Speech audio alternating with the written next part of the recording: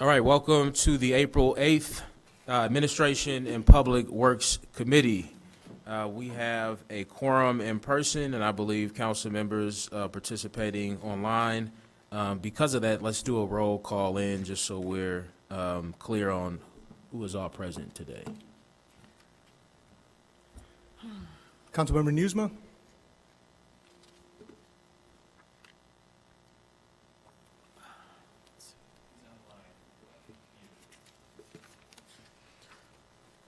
Move And there's on. somebody waiting to be admitted too. You want to try them again? Councilmember Nieuwsma. Roll call. All right, we can move forward. Councilmember Burns. Here. Councilmember Reed. Councilmember Kelly. Here. Councilmember Harris. Present. We have a quorum. All right, we have Councilmember Nieuwsma online as well. Councilmember Nieuwsma is here. So we have a quorum. Next up, we have approval of minutes from March 25th. Do I have a motion? So moved. All right, is there a second? All right, it's been properly moved by Councilmember Harris and seconded by Councilmember Kelly. Any changes, amendments? All right, seeing none. All those in favor indicate by saying aye. Aye. Any noes? Aye. Any abstentions? All right, the minutes are approved. Next up, we have public comment. Right now, I only have one person signed up, but if there are any others who would like to make a public comment, please let me know. But we'll start with Dan Joseph.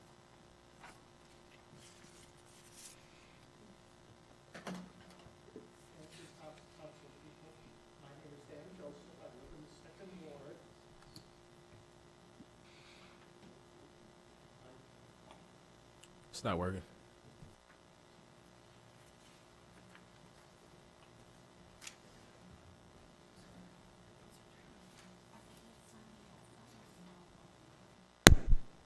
There we go.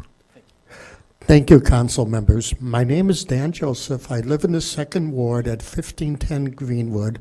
I've lived in Evanston since 1978. My mortgage is paid up.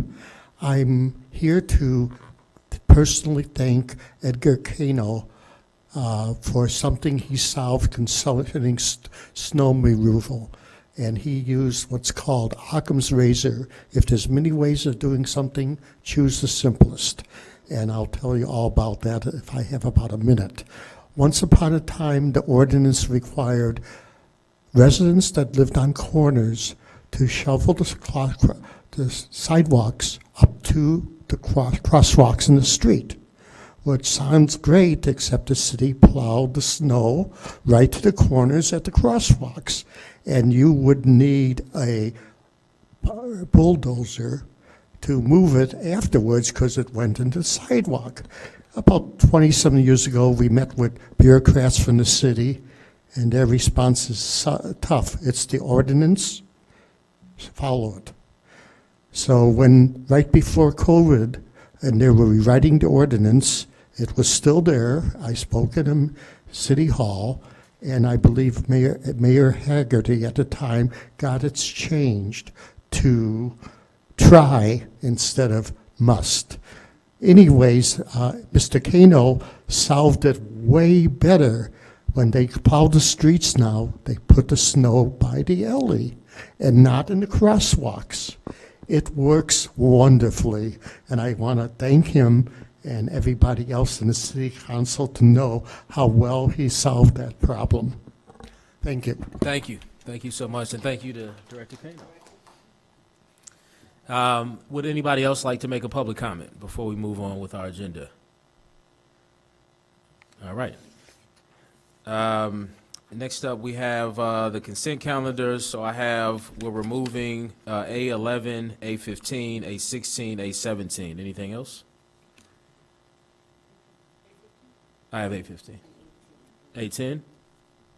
Oh, A18? Okay, we have A11, A15, A16, A17, A18 that we're removing from the consent agenda. Any others? Okay, can I have a motion for all that remains, please? I move for the acceptance of the consent calendar agenda. Is there a second? All right, it's been properly moved by Councilmember Harris and seconded by Councilmember Kelly. All those in favor? Aye. Any nays? Aye. Any abstentions? All right, so we'll start off by, with A11. Can someone move? I move for the approval of contract with Albright Construction Company for the Independence and, say that? Lemire Park. Larimer, I think. Lemire Park Renovations Project Bid 2406. Okay. Larimer. Larimer, there you go. Thank you. Second. All right, it's been, A11 has been moved, probably moved by Councilmember Harris and seconded by Councilmember Kelly. We begin discussion with Councilmember Kelly. Yeah, and I think I emailed with you, Director Kano, about this, I think it was this item. Just wondering if this can, I know it's late now, but I would like as a council member, when we have our boards, committees, and commissions for this large expenditure, to know that Parks and Rec has reviewed the itemized list, the cost involved, before coming to me. It makes a lot easier, that's a focus group, to know that they have reviewed the items that this covers. Hello, my name is Laura Biggs. I'm the city engineer. So it would not be typical for a board or commission to be reviewing bids. That is typically done by staff. Okay, so I would like, I mean, I know we can't now, but going forward, I would like to know that they've reviewed it, and since that is Parks and Rec, rather than us right here at council, or the 9 council members looking this over to decide if this is an appropriate, expense in terms of what's needed for the parks. I just think that's why we have our boards, committees, and commissions. It would just be really nice that they have a focused, they could look at it and say, well, So I'm going to, just to clarify, are you asking that they review the bids, or are you asking that they review the scope of the project? the itemized list. So, so I don't see, let's see, so here we have,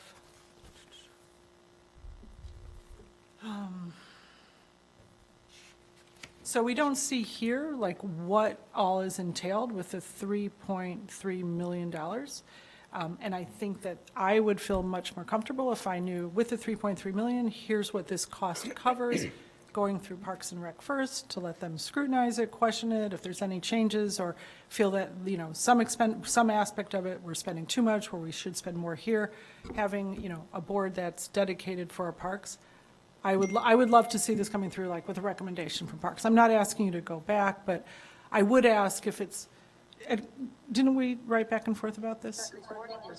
No, I received an email, but we didn't correspond. Okay, you got my email, though, okay. So this particular bid, which is, and this is going to be true for bids that are related to parks, facilities, and the water plant, those tend to be lump sum bids where we just get a price. This one was broken down with a price for Larimer, for Independence, and for the Central Street Plaza, but there aren't individual line items that we get as part of the bid. I would think we would have line items. I mean, I know when we discussed at Economic Development, a proposed cost for Independence Park, we did have some discussions about the line items. To me, at $3.3 million, I think Parks and Rec should know what that expense is for, and So the engineering cost estimate, or in this case, the landscape architect's cost estimate that they prepare is by line item. Okay. But what we receive from the bidders is not. The more lines that we put in, the more complicated it is to prepare the bid, and this industry does not usually prepare bids that way, so it would be really non-standard for Okay. us to do that. So a line item cost analysis and cost estimate coming to, so there was already a line item cost analysis and estimate for about 3.3 million? Or when you say that was already made, you said there was one, but that the bid just comes in with a, Yeah, so there is one that's prepared as part of the design process, and that staff reviews to see that what we're doing is in line with the budget that we have approved by the city council. But there is not one that is prepared by the contractor that's doing the bid when they submit the bid. so how close is this to the estimate that you get, did you present that estimate to Parks and Rec, those line items? We did not present that. Okay, so estimate to that's what I Parks and guess Rec. I would like to know, have our board review that. If your estimate was about 3 million and then you put it out to bid and it came in at wherever it came in, because I'm hearing that you did have an estimate, I would like to know that a board that has a dedicated focus on our Parks and Rec has seen it, says this is a good way to spend 3.3 million on our parks.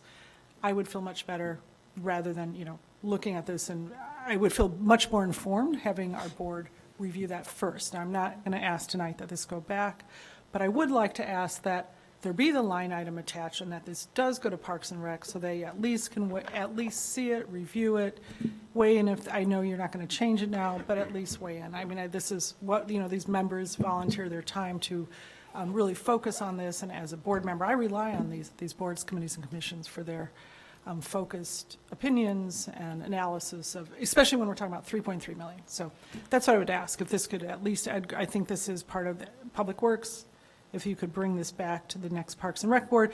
I'm not, I'll vote on it tonight, but going forward, I would like to see, for an expense like that, I'd like to know that Parks and Rec has approved it and feels good about it, and that would make me feel like I'm doing a better job of representing. So. Yeah, I have my hand. Councilmember Harris. Thank you so much, Chair. So I guess I have a couple questions, excuse me, for my colleague, or actually for the city staff. Is that something that would be standard, that we would ask all of our boards and commissions to do something like that? No. So, okay, so usually we would ask them to do scope type? We interface with them at a relatively high level to keep them informed and to let them know. I've been working with the Parks and Rec Board to try to figure out a better place for them to have a little bit more information, but reviewing the cost estimate would be really atypical. Okay, yeah, it just seems irregular that they would be that deep involved on a community level. I think for scope is very important. And I'm always, excuse me, cognizant of precedents, and I don't know that we want to open that door going forward. So those are my thoughts right now. Councilmember Nieuwsma. Thank you, Chair Burns, and thank you for stepping in as chair. Apologies for not being able to make it in person tonight. So with regards to the point brought up by Councilmember Kelly, Parks and Rec Board did have a chance to, weigh in on the priority of these particular projects as well as the scope in general. So is that a true statement? Could Laura Biggs confirm that? Yes. Okay, thank you. So I do have another question, and I believe that staff needs direction from council as to what source of funding to use for these projects. And there are two options presented in the packet. Do we have to decide that tonight, or is this something that we can decide further down the road when we know what the balance of our ARPA fund is going to be? Without further direction from City Council, we ran into the situation in this particular contract where most of the contract's funded by general obligation bonds. There's a portion that is the Central Street Plaza that is being funded by Evanston Thrives. The part of the parks projects that are funded by general obligation bonds came in lower than the cost estimate and the budget. The part that is funded for the Central Street Plaza came in higher. The overage can mostly be covered by the general obligation bonds that were budgeted. There's approximately $23,000 that is over the budget. I'm so sorry. That is over the budget. And staff is recommending, since that is related to the Central Street Plaza, to identify ARPA funds. We don't have to identify specific ARPA funds at this time. I talked with Paul Zalmzak and Sarah Flax about this, and they're both comfortable with finalizing, knowing that it's coming from some ARPA funds, but finalizing that later where exactly it is. And that is the staff recommendation. Or If we wanted to be more purist about it and say that the Central Street plazas purely should be funded by ARPA funds, we would fund the entire Central Street Plaza overage by ARPA funds. That would be a little bit more challenging to work out at this time because that is an extra $500,000. All right, so So the it's funding option number 1 that staff is recommending. Yes, and that default, we can work out the details later because once we know a funding source, we can figure out the remainder down the line. We just need to balance by December 31st. Okay, so I think that's direction we will have to make as part of our discussion, either at AP&W or council. So I guess I would suggest amending the motion on item A11 to approve funding according to option number 1.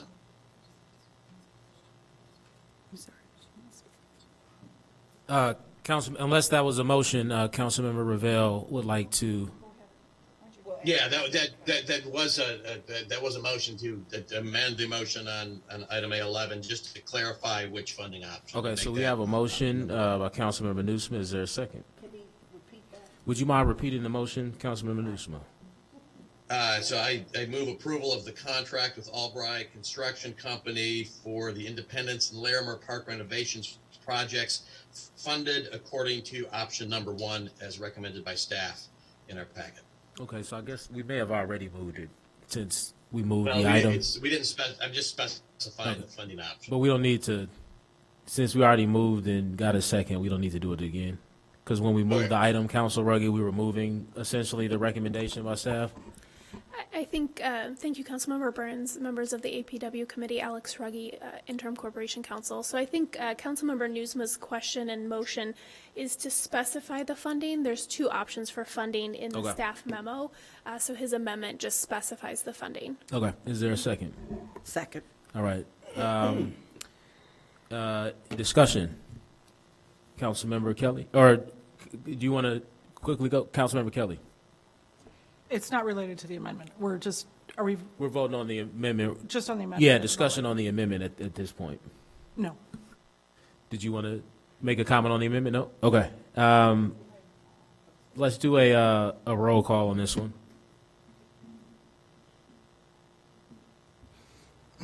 Councilmember Nieuwsma, Aye. Councilmember Burns, Aye. Councilmember Kelly, Councilmember Harris. Aye. Okay, that amendment is, was approved. Councilmember Ravel? Right. Okay. Thank you, Chair. I just wanted to go back to Councilmember Kelly's concerns earlier, just to point out that both Independence Park and Larimer Park had considerable community input. There were three meetings, certainly for Independence Park and I believe for Larimer as well. So there's been a lot of public comment and ideas proposed that are reflected in the plan. And, you know, we're speaking for the residents around Independence Park. I think everybody's really excited about the project going forward. Councilmember Kelly? Yeah, thank you, great. I guess that, I would just like to see that in the memo. So I don't know what scope was approved of, or what, you know, Parks and Rec gave the thumbs up to, but it would just be nice to see, like, Parks and Rec was presented with this. I don't know what the equipment is. I mean, I would, you know, a park can, I mean, I think the residents, and I'm glad to, it sounds like with Independence Park, the residents have weighed in on how it will look and the type of equipment that will be there.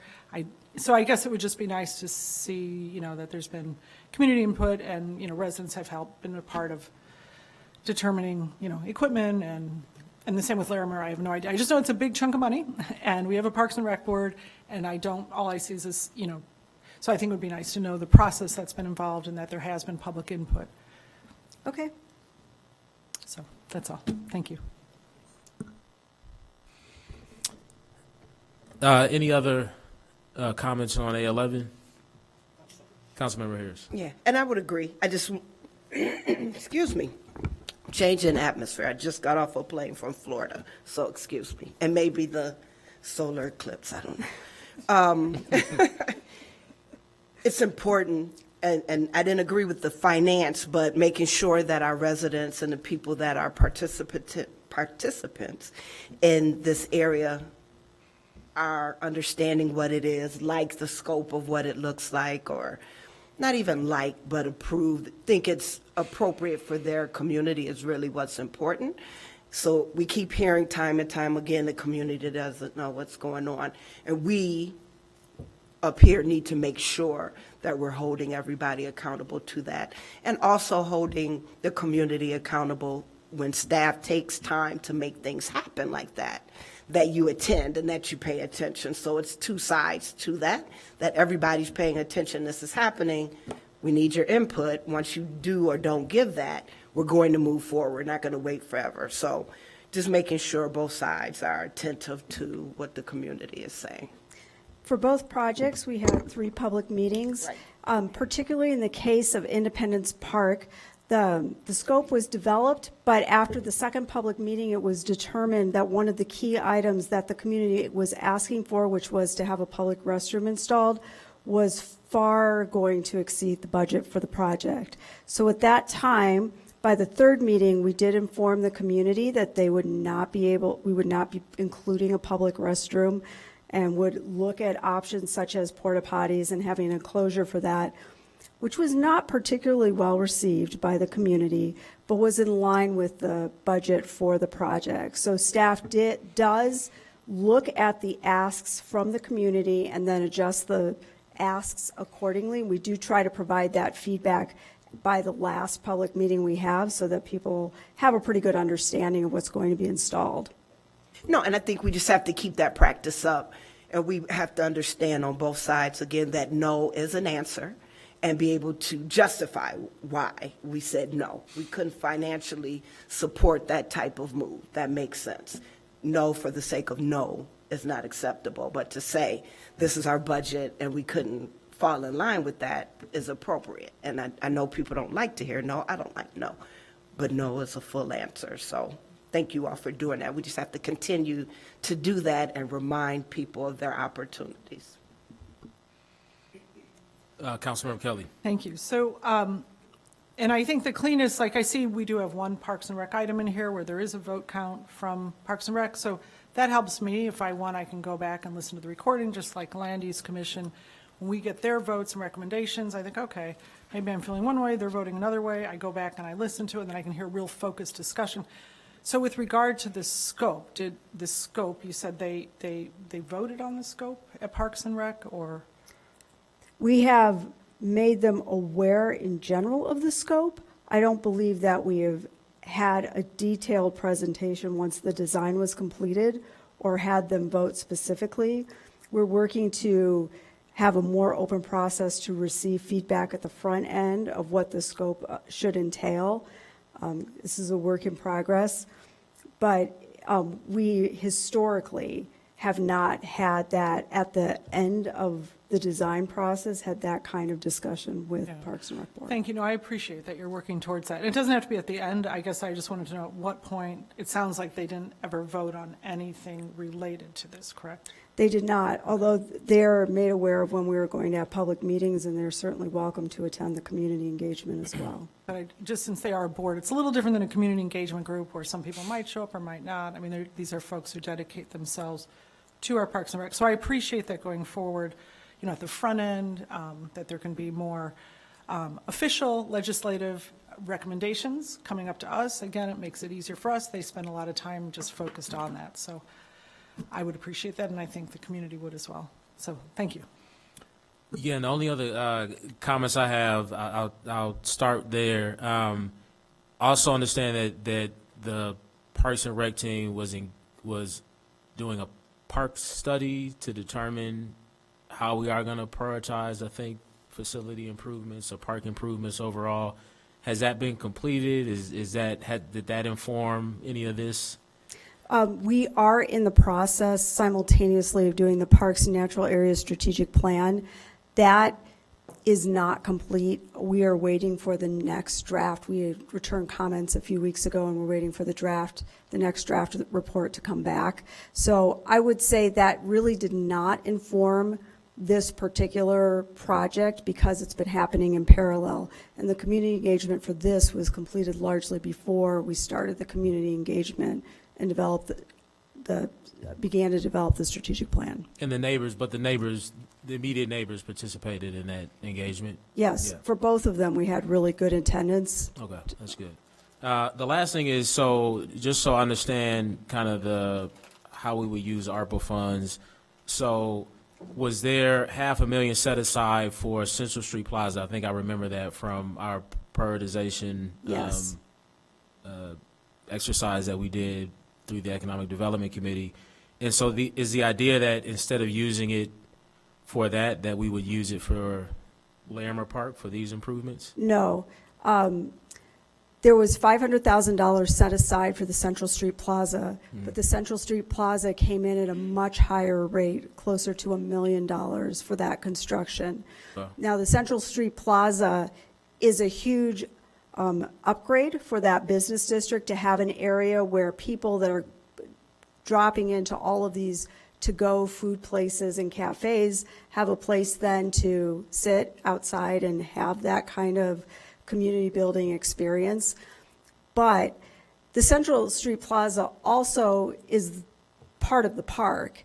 And so while we bid everything in a certain geographic area as a specific line item, the staff feels that it also anchors the park and the use of the park for a variety of things. So where we would technically have extra budget available in general obligation bonds over what was budgeted, the staff feels it is appropriate to then use it to continue to build out the Central Street Plaza section.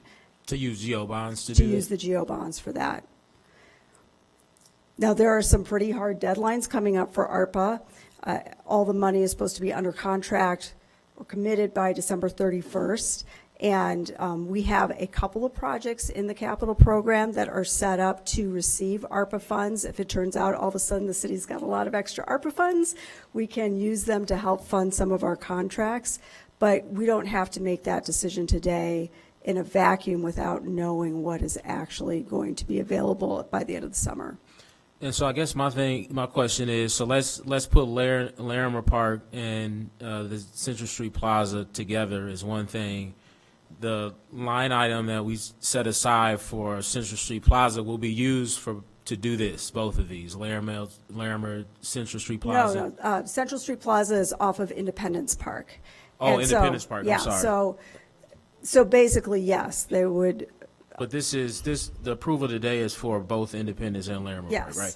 So I just want to make sure that, I'm comfortable spending the $500,000 that was set aside for ARPA, for Central Street Plaza to be used for these three things in whatever way staff feels is best. I just want to make sure that's what's being asked today. And I know there was like $23,000 unbudgeted. We can kind of deal with that separately, but am I thinking about that the right way? That we'd use the $500,000 that was set aside for That- Central Street Plaza to do what it we're will voting all on go today? towards Central Street Plaza. The extra budget that was set aside for Independence and Larimer will now be funneled to pay more of the Central Street Plaza costs that were over the initial $500,000.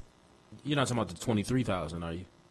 No, That's all. I'm talking about, there's just not enough ARPA funds allocated to cover the cost, the full cost of the plaza. But that'll be covered with GO, you're saying? It will be Okay, covered with yeah, GO. Yeah, okay. That was it, because we had at the last economic development meeting, we held off on approving certain expenditures because we wanted to find a way to bring those new kind of funding proposals into better harmony or alignment with the prioritization list, which I want to make sure that this doesn't conflict with that at all, which I don't think it does, It as does long not. as we're just using the $500,000 out of ARPA.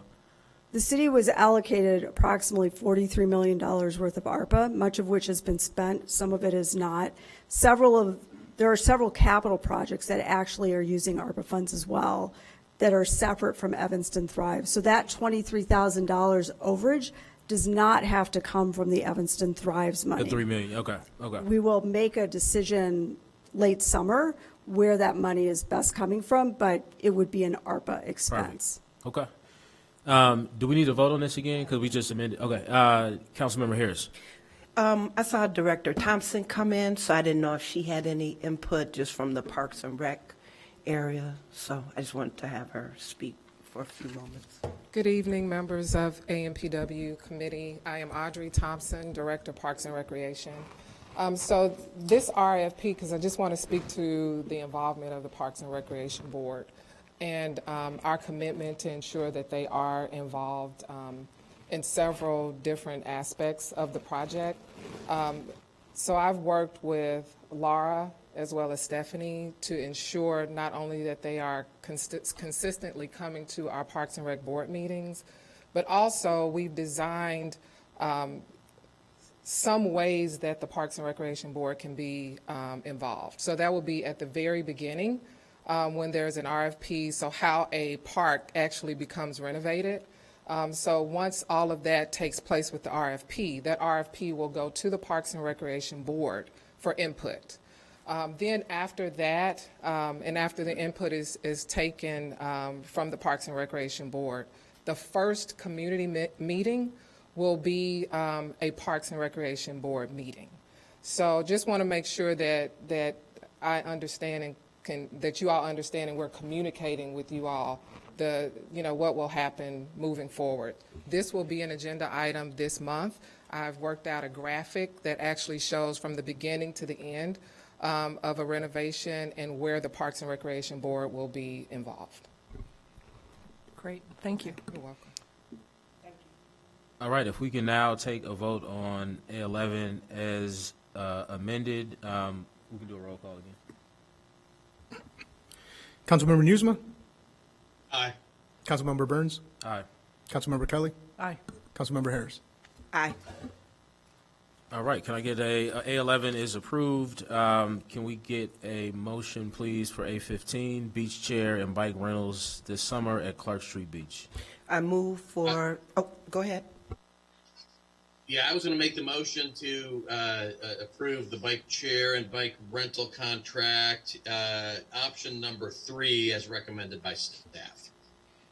All right, do we have a second? Second. All right, it's been seconded. And any discussion? Councilmember Kelly. Thank you. I appreciate the, bringing this forward. And I also appreciate that we have, a read from where Parks and Rec stood on this. Also, that's helpful. How big, I would also lean towards option number 3. I think that's where the chairs would be rented individually and taken down to the beach. Is Ms. Thompson, Director, or? Good evening, Councilmember Burns, members of AP&W, Director Kano, Tim Carter, Lakefront Manager. Correct. Could you repeat your question one more time, just so I. So I just want to make sure. So that would be option. How big is that small display? Because that's my main. I have to say, I kind of lean against it. I'm not, don't feel real strongly about it. But I have only received from my constituents only negative responses to this proposal. So the small display would be about 30 feet wide, no more than 30 feet wide, no more than 15 feet, 15 feet wide, 30 feet long. It'd be a small box. We can make it even smaller, but the idea is somebody comes down, they see it, and they want to rent it, and then a staff member from Chicago Bike and Roll would then move that chair for them to wherever they want on the beach. So 15 by, 30 feet approximately. Pretty big.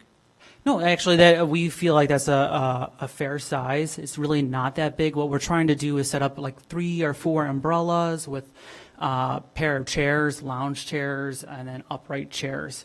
It might sound like a lot, but really the beach is about 250 feet long. Okay, so the display, so are they folded? I mean, what is this 30 by 15 box would be up by the beach house? Because that's a beautiful beach house. You were talking about Clark Street Beach, right? And so Yeah, I'm just so- looking aesthetically, not to. Yeah, I try to do my best to integrity. put it in the packet of where it'll be located, but it would be towards the end of the Moby mat, the blue Moby mat, behind the lifeguard chair. We wanted to make sure that there was no obstruction on the lifeguard. We wanted to make sure that there was still ample space for people to play, wade in the water. So it'll be directly behind the primary lifeguard chair off to the left, not impeding the Moby mat. So, people with accessibility issues can still use the Moby mat in its full entirety. And then there'd be someone from this company would be down there behind the lifeguard chair renting out these? Correct. The vendor will be supplying the staff. So it'd be Chicago Bike and Roll staff members who would be on the beach every day. Okay. Okay, again, I don't feel real strongly. I lean a little bit about keeping our beaches open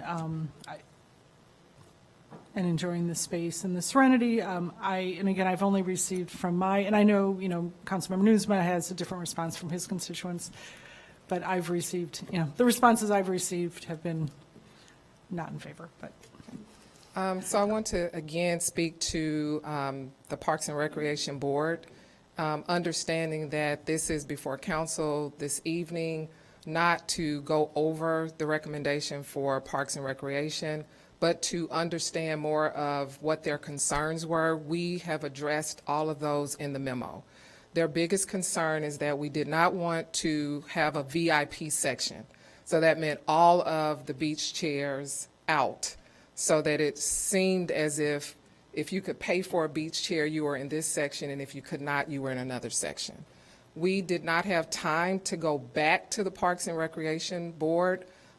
However, we took all of their recommendations and put into this memo so that we could ensure that that you all would have more information, and so that, in hopes that this would pass. So this is not going over Parks and Recreation Board. It's really saying exactly what they said on that night. Great, thank you so much. That's great to know. And then I guess my question is, if we move forward, I'd be much more comfortable knowing this is, we'll try it this summer. It's a 1 year, 1 season pilot. Correct. So it's a pilot term for 1 summer, and then staff would negotiate longer term 2 or 3 year contract. But and we scaled it down too. That's another important thing I should mention is initially we proposed having this at Lee Street Beach and Clark Street Beach. Based on the feedback from the Parks and Rec Board, we're just piloting 1 beach, Clark. Okay. Okay, so and we could also discontinue, right, after pilot? At any Okay. time, come July 15th, this isn't working for either party, we're done. Okay, and then the other piece, the bikes, that's part of this too, right, or no? Correct. So we are proposing to put about 15 e-bikes adjacent to the grass right at the entrance of Clark Street Beach. It wouldn't impede anybody, any park users, dog walkers. It is actually a really good spot. There's plenty of concrete space there, so Public Works wouldn't have to do anything. Right, so these would be, I did receive a lot of, I don't know if we could separate these out. I heard a lot from folks that they don't want more motorized bikes, and we're just encouraging that on our pathways along the lake. That regular bikes would be fine, but adding the motorized component to it, folks don't feel real comfortable with that piece. So based on conversations with the vendor to make this a viable business for him, it would have to be together, the beach chairs and umbrellas with the e-bike rental. What's the difference in pricing? And can you do e-bikes without the, I don't know what you call it, not e-bikes, but just bike rental? Because I did look up the pricing for just the regular, what are they called? The bike rentals, divvy bikes. And I mean, they're really inexpensive to just rent divvy bikes by the hour, far less than these. I mean, can't we just do divvy bikes and maybe the difference in renting divvy bikes there and having the umbrellas, the increased price maybe for not taking the full package? I just, residents weren't excited about this idea. So I think that the important thing to note here is divvy bikes, their business model is transportation. Their goal is to get you to point A to point B. This is to provide a recreation experience. Someone checks out the bikes and brings it back. The prices, the fees that he's proposing, the contractor is fair and very competitive with divvy, if not even better. Right, so I can, I've been moved to support the chairs, but I can't support this part. I mean, I wish we could figure out another way to do this. Folks don't want motorized bikes on the, for people having a recreational experience. It's already beautiful there. We have a lakefront. To add this to it, I can't support that. Councilmember Nieuwsma, I thought your hand was up before. Are you good? Yeah, I'm good. We got a long night ahead of us, so I'll refrain from further comment. Okay. Are e-bikes the only option that they have? That would be a question for Josh Squire. If you want to step up here, I brought the vendor up here. And I do want to point out there are e-bikes already along the lakefront. There is a divvy station, two divvy stations on the northwestern campus that are coming up and down the lakefront. So Right. there's nothing in the code that prohibits Right. e-bikes along It's the just lakefront. adding to them ourselves, proactively adding to them. Hi, my name is Josh Squire. I'm the owner of Bike and Roll. Thanks for having us here. To answer your questions, the e-bikes, so it's a small amount of e-bikes. We're only doing 15 e-bikes. E-bikes currently, I think, are allowed on the lakefront, at least in Chicago. I assume also here. They're capped at 15 miles an hour. It's pedal assist. There's no throttle. So it's not like those big rat power bikes. And it's what the customers want today, actually. The people ride them because it gives you a little boost. It's also good for people who, a little bit older who might have trouble with a pedal bike and want to go further. With an e-bike, you could go 10, 20 miles. You don't, without even sweating, even on a hot day like today. So, yeah, so we're in favor of the e-bikes, and they also, yes, they produce more revenue than the pedal bikes, but I think that if divvy bikes were not allowed on the lakefront, then we'd say, okay, we're not going to change anything. But since they are allowed, then I assume it would be okay. But if it becomes a problem, then yeah, we could adjust. And this is a pilot program, as Tim mentioned. So anything is adjustable. Nothing's permanent. They could be removed very quickly if needed. So. And when you said that 15 e-bikes, there will be pedal bikes as well, or just those 15 e-bikes? Just e-bikes. Okay. That's all right. Council member, I think Kelly was next. Did you speak yet on this? Councilmember Harris. Thank you so much. I'm in favor of this. I think it brings a new sense of excitement to Evanston. Being an avid bike rider, I've gotten 20 miles out and could barely make the 20 miles back, so having an e-bike would have been really great.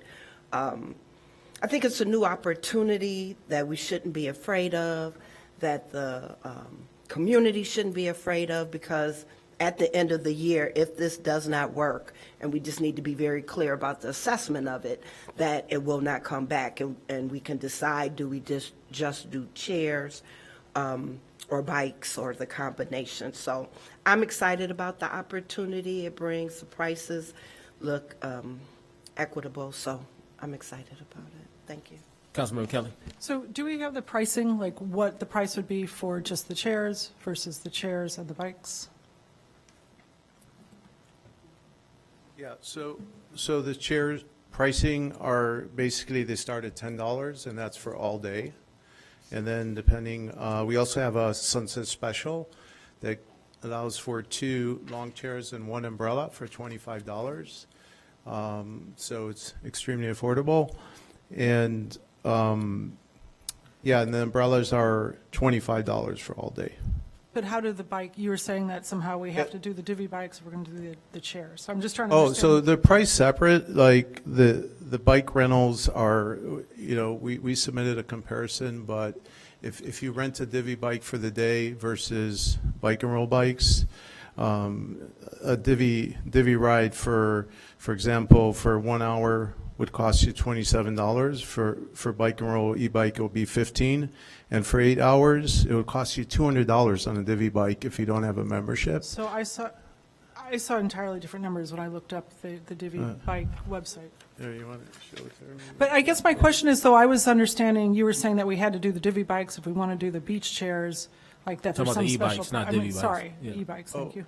I- And so I'm just trying to understand what the deal is, like, and again, most people are going to get there on their bikes if they're coming from Evanston. I just, I don't see this as being a benefit, and I do have residents saying they don't want us to be just adding these, having people who wouldn't otherwise be doing this, getting on divvy bikes and zipping around the lakefront on our walking path. So I'm trying to understand the deal that we're getting.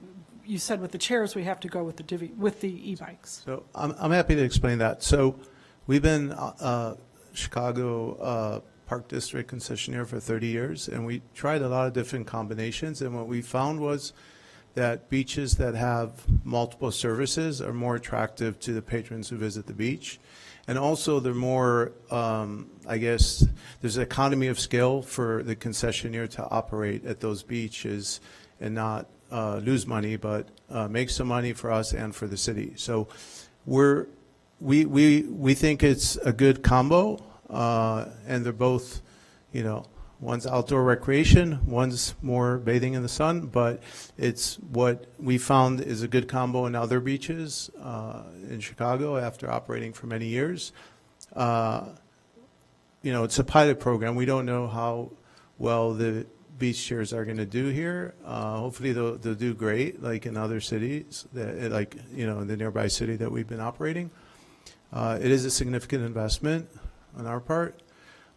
So it kind of reduces our risk as an operator a little bit, because we know that a combination of both, we should be able to do okay and be hopefully a long-term added value program for the parks and the So beaches. are you saying you wouldn't do just the chairs? I'm just trying to understand I'm looking just at pricing right now. I'm trying to understand. I'm not saying that. It's what we proposed. So we were asked to make a proposal, and it's what, you know, from, again, after doing this for 30 years, I felt that it's from my experience, it's the best option. If you feel very strong about it, then, you know, we'll obviously reconsider it. I mean, I would prefer just the chairs. I've been moved on that. I've had enough residents tell me, please don't approve the divvy bikes, even the chairs. But I appreciate Director Thompson's adjustment with regard to the chairs, you know, reflecting the Parks and Rec Board. So I wish I could just vote on that tonight. If I may, one thing, we are capping the speed of these bikes at 15 miles per hour. That's currently the recommendation for the Chicago or Cook County Forest Preserve District. The City of Chicago and the Chicago Park District doesn't have a speed limit. Currently in Evanston, you could take a divvy bike and go up to 20 miles per hour on these bikes. So safety is important to us, and that's why we'll be throttling that down to 15 miles per hour. And again, it's a pilot program. It's 15 e-bikes. Let's see how they go this summer, or halfway through summer we could reassess and pull them if need be. All right, we're going to call the vote. If you could do the roll call, please. Councilmember Nieuwsma, Aye. Councilmember Burns, Aye. Councilmember Kelly, No. Councilmember Harris. Aye. All right, A15 is approved. A16, if I can have a motion, please. Mr. Chair, I move item A16, approval of an environmental health technician to aid in rodent control and leaf blower activities. Is there a second? Second. It's been properly moved by Councilmember Nieuwsma and seconded by Councilmember Harris. We start discussion with Councilmember Nieuwsma. Did you remove this? I did not pull this one. I'm good to go You on this did? one. So Councilmember Kelly. I just want, it says it's grant funded. What is the grant?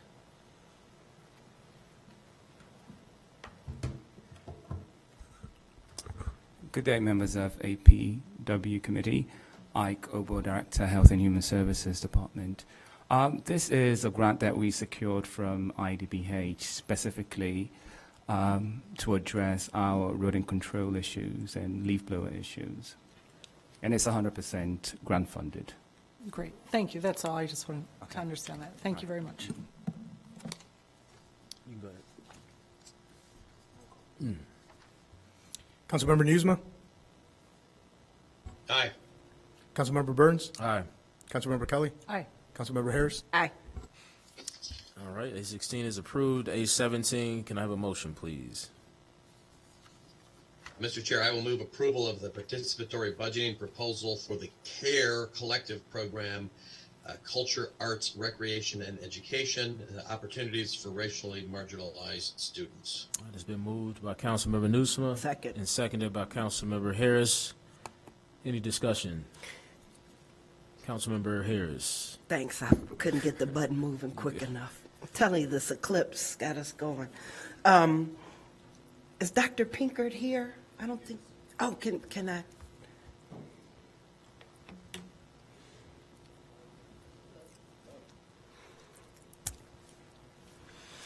I just wanted you to take a few minutes to talk about this program. I'm excited about it, working in higher ed. I think it's pivotal. What really stood out to me was the college tours.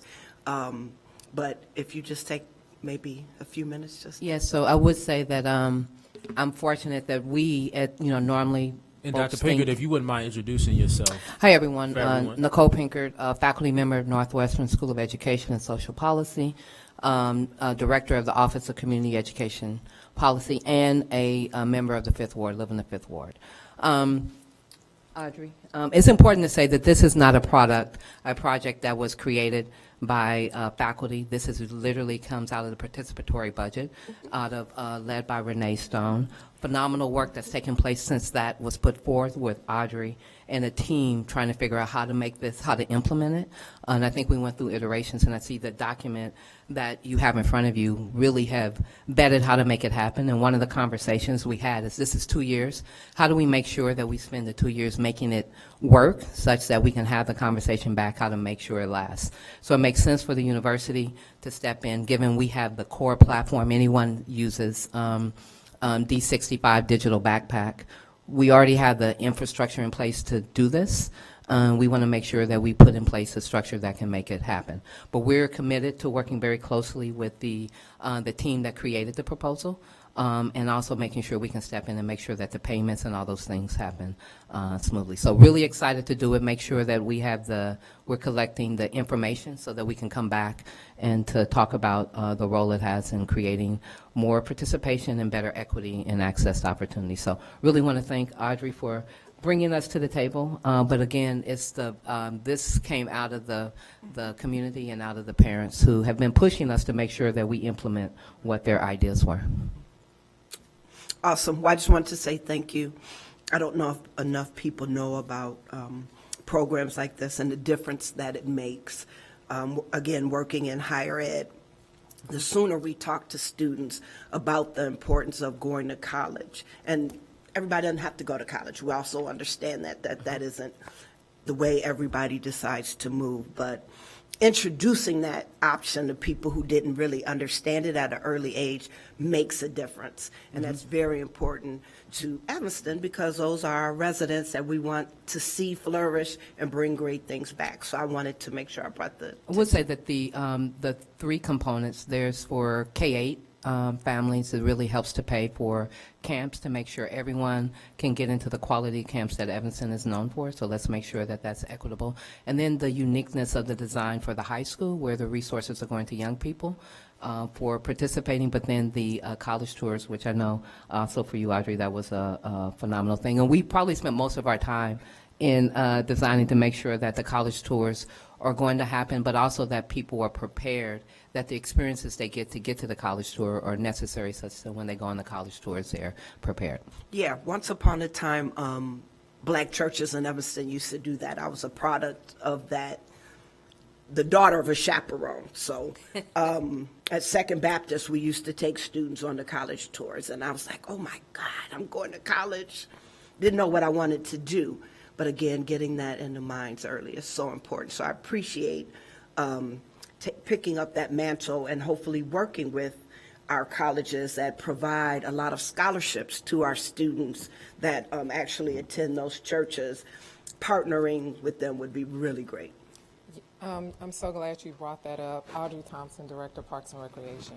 I'm glad you brought that up because Cindy Reed was very instrumental. She was one person that led many of the college tours. We understood and found that out. We invited her to be a part of the committee, and she really worked with us to ensure that the college tour aspect of this was implemented the way she remembered it. So, thank you. Councilmember Kelly. Thank you. Yeah, it sounds like a marvelous program. So what is the collaboration that's happened to date with 202 and 65 on this? So we've been in, D65 has the core platform, EL3 digital backpack, that we will use to make sure all the opportunities are available. We didn't want to introduce something new. We wanted to use what every parent already has access to. We've been in conversation with 202 to expand the use of the platform. Have a different interface because what you use for K-8 is not what you use for high school, but the data infrastructure would be the same. And so already talking with them around getting access to all the programs that they already have in their system so that we can understand attendance. So the data structure, which is what we specialize in, is the data infrastructure, is putting in place to align with what already exists, and then also now bringing in information from the city. We do something similar in Chicago, so this would be the first time that you'll really be able to look at opportunities from K all the way through. Okay, so are there members of 202 or 65 on this team? There, as we move out of this space, we will have members from both districts working in the phase. We had to get to the point of saying that we're able to lead the process, so now we already have given our data relationships and agreements that we work with both districts through something called NERA, Northwestern Educational, I'm gonna get it wrong, Northwestern Evanston Educational Research Alliance, where we have the ability to partner and bring both districts together to facilitate access to data information. And to ensure that we're not duplicating any services? No, complete, like, part of the whole reason the conversation is we did not want to we did not want to send parents another email, another new system. So we're trying to make use of all the systems that currently are existing and to try to streamline them. Even the way of determining access, who's eligible, is something that we're really trying to streamline. Is that?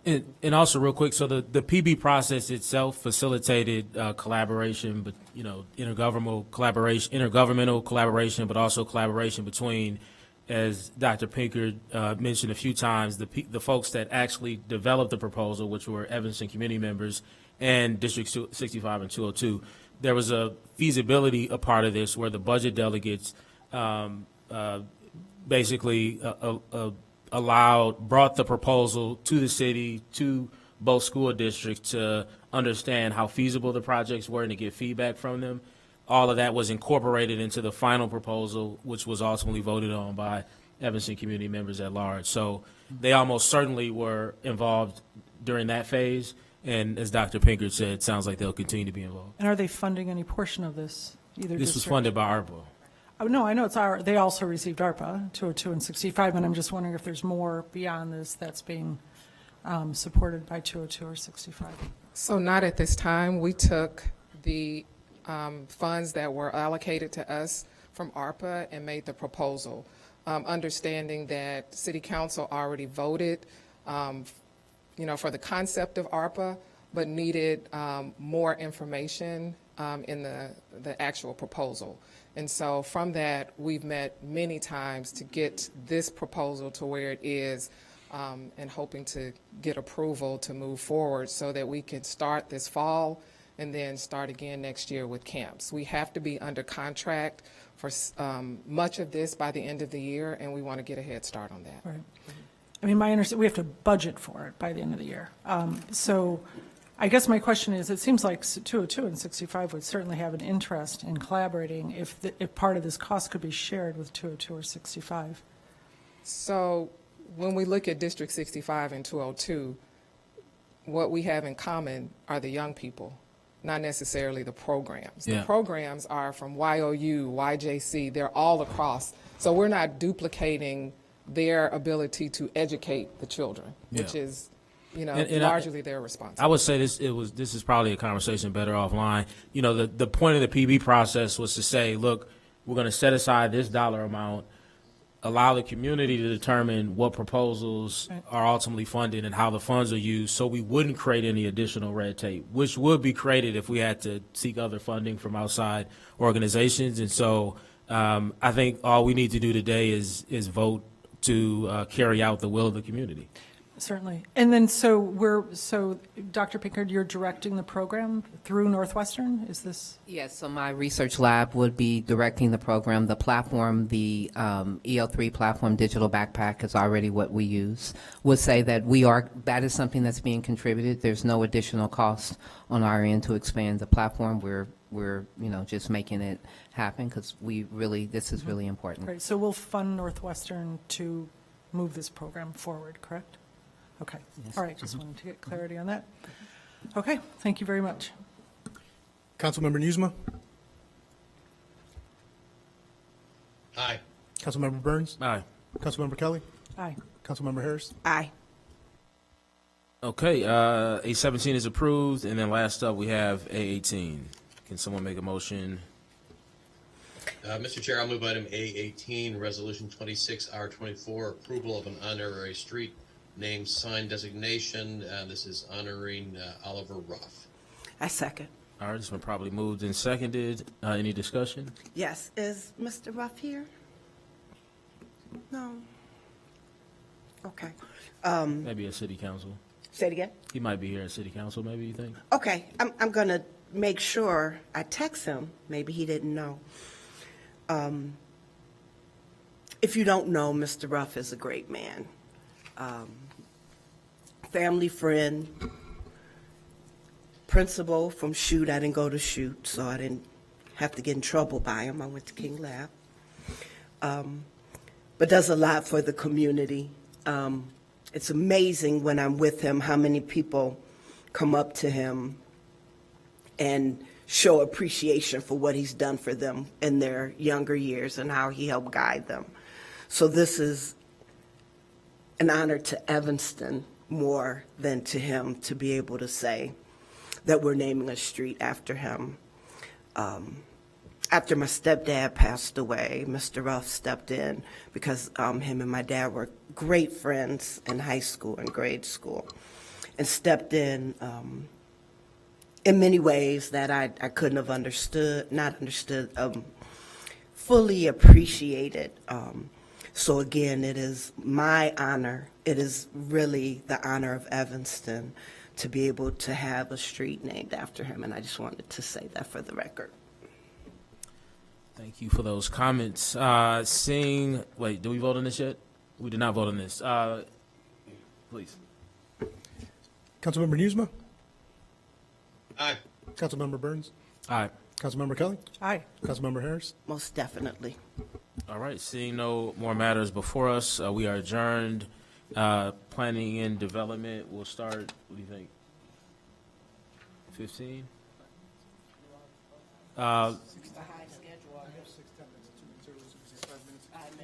All right, we'll say 6:15. That's not really. Oh, you're at 6:10.